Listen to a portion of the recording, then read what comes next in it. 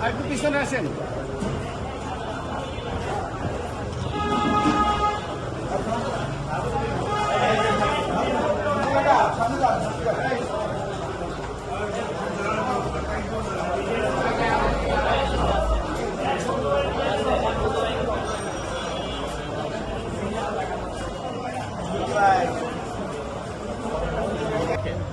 আমাদের এই অঞ্চলে বিকাল 4:30টার সময় রওনা করে নির্বাচনী প্রচারণার উদ্দেশ্যে। তখন আমি একদিকে দলীয় কর্মী, আরেকদিকে জাস্টিস বেগম খালেদা জিয়ার বহরে অর্থাৎ সিএসএফে কাজ করি ম্যাডামের নিরাপত্তা জড়িত হয়। আমরা যখন এয়ারপোর্ট পার হই তারপর থেকে দেখি কিছু কিছু মোটরসাইকেল, অচেনা মোটরসাইকেল যেগুলো আমাদের দলের না, তারা আস্তে আস্তে ম্যাডামের গাড়ি ক্লোজ করার চেষ্টা করে এবং এইভাবে করতে করতে যখন যশোবতী রোডে আসে তখন অনেকগুলো মোটরসাইকেল আমাদের গাড়ির পাশে আসে। তার পরবর্তীতে আমরা গাড়ির সামনে আসি, তখন সম্ভবত 5টার মতো বাজে। যখন আমরা রাজলক্ষ্মীর সামনে আসি টঙ্গী ডাইভারশন রোড, পশ্চিম দিকে অনেকগুলো লোক আসে লাঠিসোঁটা নিয়ে, কালো পতাকা নিয়ে, এবং এসে আমাদের এলোপাথারি আমাদের উপরে হামলা করে এবং দেশ থেকে গাড়ি বহর দিকে এগিয়ে যেতে চেষ্টা করি। আমরা তখন তাকে নিবারণ করার চেষ্টা করি, কিন্তু আমরা কোনোভাবে সেখানে করতে পারিনি। আমাদের অনেকে আমরা আহত হয়েছি। তৎকালীন সময় সিএসএফ থেকে শুরু করে আমাদের নেতাকর্মীরা যারা ছিলেন তারা আহত হয়েছে এবং তাদের উদ্দেশ্য ছিল একটাই, লক্ষ্য ছিল একটাই, যে কীভাবে দেশটিতে বেগম খালেদা জিয়ার গাড়ির উপরে হামলা করে। তারা হামলা করেছে, অর্থাৎ গাড়িতে হামলা করেছে।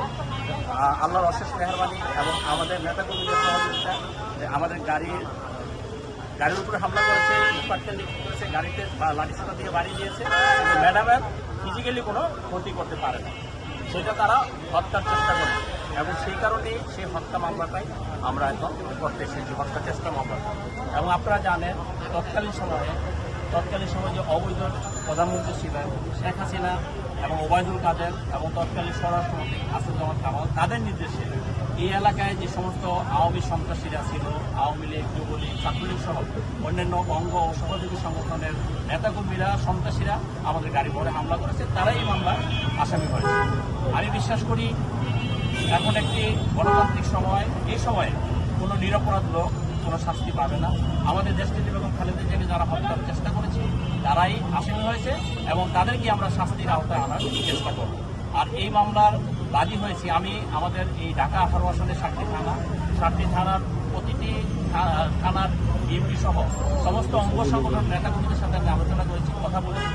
তারা সবাই এক বাক্যে বলেছে এটা আমি যাতে এই মামলার বাদী, অর্থাৎ আমাদের পার্টির চাহিদা, আমাদের এই ঢাকা 18 আসনে যে সকল নেতাকর্মীরা আছেন তারা সবাই বলেছে একজনের, সবাই তো নেতৃবৃন্দ, সবাই তো আর বাদী হতে পারবে না, তাদের সবার চাহিদা অনুযায়ী মামলার বাদী আমি নিজেই হয়েছি। অর্থাৎ কর্মী দিয়েই তো আমি এবং আমাদের দিয়েই তো দেশপতি বেগম খালেদা জিয়া। কাজে দেশপতি বেগম খালেদা জিয়া আমাদের একটি ইমোশনের ব্যাপার।